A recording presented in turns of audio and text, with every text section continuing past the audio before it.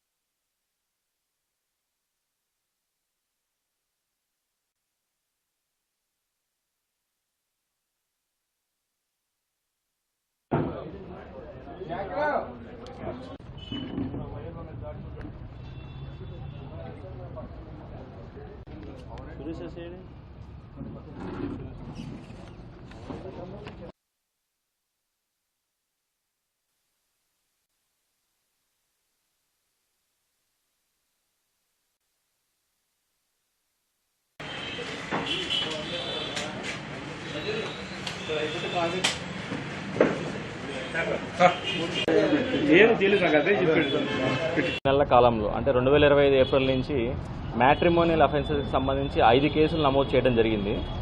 ఈ 5 కేసుల్లో కూడా ఈరోజు ఉదయం 6 గంటలకి మన పుష్కర్ ఘాట్ సమీపంలో ముద్దాయినటువంటి చల్లా నారాయణ అలియాస్ కృష్ణ నారాయణ అలియాస్ నారాయణ కృష్ణ, తండ్రి పేరు కృష్ణప్ప, పి వడ్డూరు గ్రామం, పలమనేరు, చిత్తూరు జిల్లా, ఇతన్ని అరెస్ట్ చేయడం జరిగింది.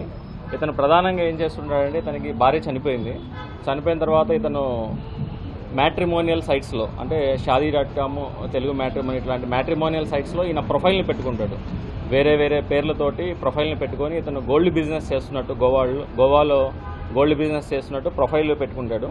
ప్రొఫైల్ పెట్టుకొని ఎవరైతే ఒంటరి మహిళలు, వితంతు మహిళలు ఉంటారో వాళ్ళని పెళ్లి చేసుకుంటామని అక్కడ యాడ్స్ ఇస్తారు.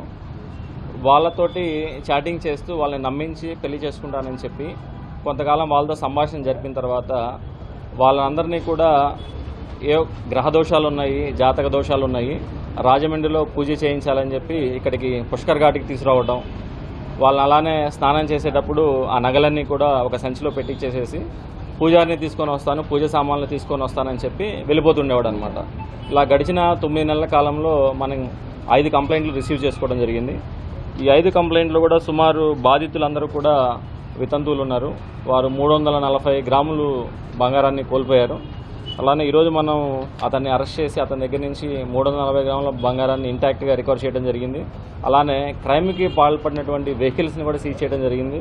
ఒక ఇన్నోవా వెహికల్, వ్యాగనార్ వెహికల్ ఉన్నాయి. అలానే అతని దగ్గర నుంచి 2 సెల్ ఫోన్స్ని, ఒక వైఫై డివైస్ని కూడా చేయడం జరిగింది.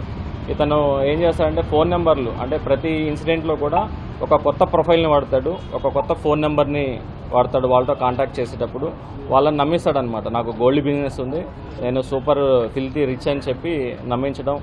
అలానే మా పేరెంట్స్ని పరిచయం చేస్తాను, మీరు మా పేరెంట్స్ దగ్గరికి వచ్చేటప్పుడు పూర్తిగా మీ దగ్గర ఉన్న నగలన్నీ కూడా వేసుకొని రండి అని చెప్పి అలా చేయటం, అలానే గ్రహదోషాలు ఉన్నాయని చెప్పి ఇక్కడికి పుష్కర్ ఘాట్ దగ్గరికి తీసుకురావడం, ఇలా డిఫరెంట్ ఎంఓస్తో అతను వాళ్ళందరినీ చీట్ చేయడం జరిగింది. ఈ కేసును ఛాలెంజింగ్గా తీసుకున్నాం. మా ఎస్పీ గారి డైరెక్షన్స్ మేరకు ఒక స్పెషల్ టీమ్స్ని ఫామ్ చేయడం జరిగింది. ఈ టీంని లీడ్ చేసిన 3 టౌన్ సిఐ గారు, అలానే ఎస్ఐ, మిగిలిన సిబ్బంది అందరినీ కూడా అభినందిస్తున్నాము. మేమందరం కూడా ఈ కేసులో చెప్పేది ఏంటంటే, మ్యాట్రిమోనియల్ సైట్స్లో ప్రొఫైల్స్ వెరిఫై చేసుకునేటప్పుడు చాలా జాగ్రత్తగా ఉండాలి.